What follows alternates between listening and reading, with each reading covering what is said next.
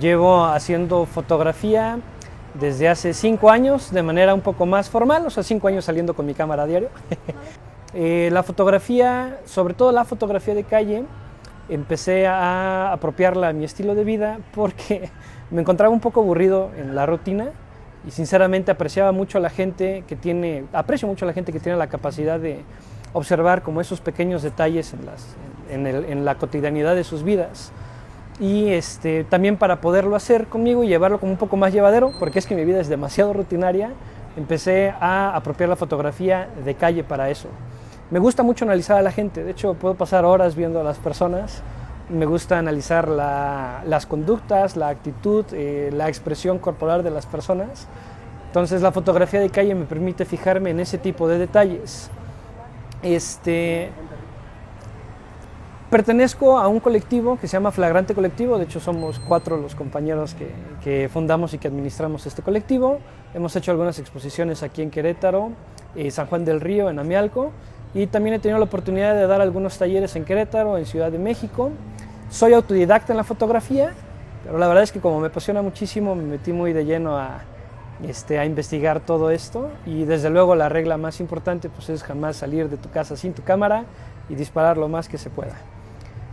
La fotografía de calle para mí es un estilo de vida, es algo que me apasiona muchísimo. Sinceramente puedo pasar horas viendo libros de otros autores, analizando el trabajo de otras personas.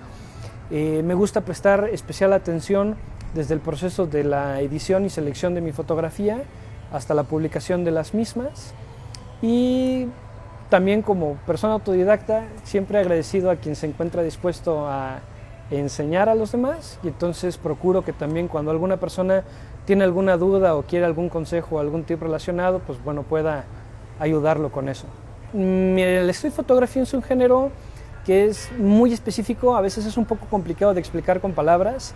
Digamos que es como el hermano artístico de la fotografía documental o periodística, porque tenemos cierta libertad de creación, sobre todo en la composición, y también de elegir los momentos que queremos fotografiar. Si habría que resumirlo de una manera sencilla, sería fotografías tomadas en espacios públicos, en donde el tema principal sea las personas y que exista un momento que sea espontáneo, o sea, que no sea un momento fabricado. La gente que, por ejemplo, realiza retratos en la calle, no está practicando street photography propiamente, porque está guiando al sujeto, está basando las situaciones para poder tener una fotografía ideal, no es un momento espontáneo. La presencia de las personas en la foto de calle puede ser de manera directa, o sea, a una persona propiamente hablando, completa, a una parte de la persona, una parte de su cuerpo, sería su brazo, su pierna, su cabeza, nada más, o algo que genere un contexto en donde te indique que existe una presencia humana y que es el tema central de la foto. Pero también puede ser de manera indirecta, sombras, reflejos, siluetas. Ese es en donde entra la parte creativa y que define este género como algo más artístico y diferente, por ejemplo, la fotografía documental. No nada más se trata de alzar la cámara y tomar la fotografía en una calle en donde de manera prácticamente accidental pasa una pequeña persona en la parte de caminando por el fondo de la calle, sino que ese sujeto tiene que ser nuestro tema principal. Se puede y se vale aislar al sujeto, no tiene que ser forzosamente un cúmulo de personas que no estén haciendo algo concreto. Podemos intentar aislarlo utilizando ciertas cuestiones más creativas, como por ejemplo composición con regla de los tercios, líneas guía, puntos de fuga, etc. Se pueden incorporar otro tipo de elementos de otros géneros fotográficos como de arquitectura, etc., a la fotografía callejera, pero los requisitos prácticamente son tomados en espacios públicos, que la persona sea el tema principal de la foto y que sea un momento cándido o espontáneo. No podemos intervenir en lo que está ocurriendo. Podemos hacer la foto de un sujeto aislado, podemos llenarlo con el contexto, eso ya dependerá del estilo fotográfico de cada quien. Para empezar, lo único que es importante es tener en cuenta 2 cosas. Uno, que tienes que tener una cámara, no tiene que ser una cámara grande, puede ser una cámara compacta, puede ser tu celular. Y 2, salir a la calle a hacer foto, ¿no? Esas son las 2 cosas. Normalmente o compramos mucho equipo y no sabemos qué hacer con él, o nos empezamos a llenar de autores y en realidad nunca ponemos en práctica lo que vamos aprendiendo. Entonces la mejor escuela que existe para una fotografía tomada en espacios públicos es salir a la calle y hacerlo. Es normal que empiecen sintiéndose un poco intimidados por la situación, de quién va a pensar la persona si nos atrapa tomándole una fotografía, etcétera. Bueno, eso con la práctica y un poco de experiencia vas a empezar a saber lidiar con ese tipo de situaciones. Pero para ello también es importante revisar algunos otros autores. Están los autores clásicos que son totalmente autoridad en este género, como por ejemplo Bresson, Winogrand, ese tipo de autores, Koudelka, ese tipo de autores son clásicos y son insignes en este tipo de fotografía, pero también hay autores contemporáneos que son muy buenos. Una de las mejores fuentes para eso pues, son los medios digitales. Instagram, por ejemplo, tiene a Jonas Rask, a Sam Tucker, a Lynn Taro. A mí en lo particular, creo que como manera didacta es bastante bueno.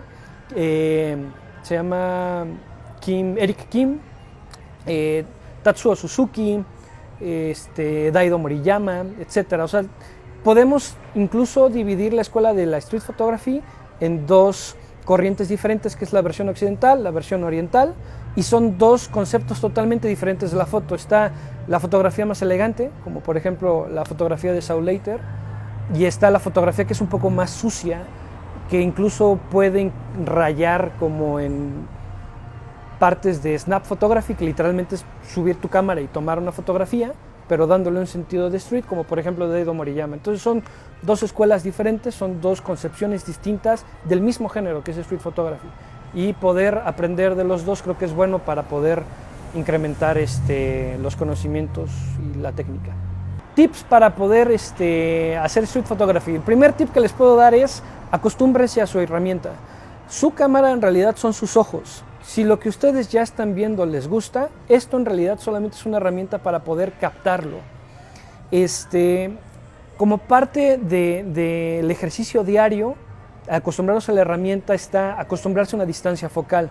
La distancia focal, para resumirlo un poco, sería el ángulo o el campo de visión que tiene tu lente o tu cámara.